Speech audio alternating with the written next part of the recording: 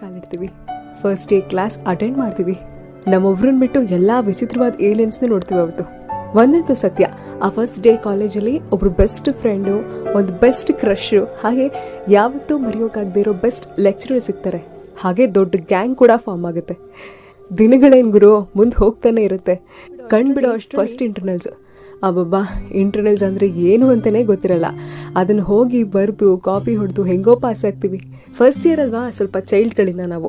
ಹಾಗಾಗಿ ಕ್ಲಾಸಲ್ಲಿ ಫ್ರೆಂಡ್ಸ್ಗೆ ನೋಟ್ಸ್ ಬರ್ಕೊಡೋದು, ಊಟ ಮಾಡುವಾಗ ಮಗ ಟೋಟಲ್ ಬಿಲ್ ನಾನೇ ಪೇ ಮಾಡ್ತೀನಿ ಕಣೋ ಅನ್ನೋದು, ಎಲ್ಲರ ಜೊತೆ ಚೆನ್ನಾಗಿ ಮಾತಾಡ್ಸೋದು, ಅಲ್ಲಿ ಇಲ್ಲಿ ಹೋಗೋಣ ಅನ್ನೋದು, ಫಸ್ಟ್ ಬಂಕ್ ಹೊಡಿಯುವಾಗ ಭಯ ಪಡೋದು, ಆಮೇಲೆ ಮೇಯ್ನಾಗಿ ಸೀನಿಯರ್ಸ್ ಅಂದರೆ ಸ್ವಲ್ಪ ಭಯ, ಬೆಜ್ಜಾನ್ ಮರ್ಯಾದೆ ಕೊಡೋದು.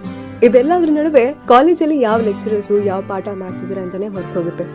ಅಷ್ಟರಲ್ಲಾಗಲೇ ಫಸ್ಟ್ ಇಯರ್ ಮುಗಿತಾ ಬಂದಿರುತ್ತೆ.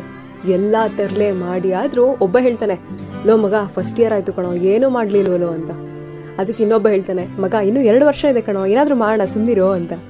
ಫಸ್ಟ್ ಇಯರ್ ಎಕ್ಸಾಮ್ ಮುಗಿಯುತ್ತೆ, ಹಾಲಿಡೇಸ್ ಬರುತ್ತೆ.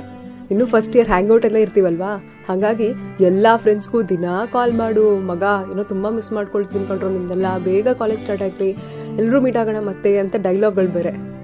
ಸಾಲದಕ್ಕೆ ವಾಟ್ಸಪ್ ಗ್ರೂಪಲ್ಲಿ ದಿನಕ್ಕೆ 1250 ಮೆಸೇಜ್ಗಳು. ಕಾಲೇಜ್ ಯಾವಾಗ ಸ್ಟಾರ್ಟ್ ಆಗುತ್ತೆ ಕಣೆ ಅಂತ.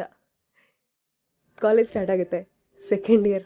ಮನ್ಸಲ್ಲಿರೋ ಬಟರ್ಫ್ಲೈಸ್ ಎಲ್ಲ ಹಾರಾಡ್ತಿರುತ್ತೆ, ಸ್ವಲ್ಪ ಬಾಲ ಬೆಳೆಯುತ್ತೆ. ಫಸ್ಟ್ ಡೇ ಸೆಕೆಂಡ್ ಇಯರ್ ಎಲ್ಲ ಹಾಗೆ ಇರುತ್ತೆ. ಲೈಬ್ರರಿ ಅಂದರೆ ಏನು ಅಂತಲೇ ಗೊತ್ತಿರಲ್ಲ, ಆದರೂ ಲೈಬ್ರರಿಗೆ ಹೋಗಿ ಕೂತ್ಕೊಳ್ಳೋದು. ಅದೇ ನಿಮ್ಮಿ, ಟಿಮ್ಮಿ, ಜುಮ್ಮಿ, ಡುಮ್ಮಿ ಅಂತೆಲ್ಲ ನಿಕ್ ನೇಮ್ಸ್ಗಳು. ಈ ಸೆಕೆಂಡ್ ಇಯರ್ ಅಷ್ಟರಲ್ಲಿ ಕ್ಲಾಸಲ್ಲಿರೋ ಎಲ್ಲ ಕಾಂಟ್ಯಾಕ್ಟ್ಸ್ಗಳಿಗೂ ಒಂದೊಂದು ನಿಕ್ ನೇಮ್ಗಳಿರುತ್ತೆ.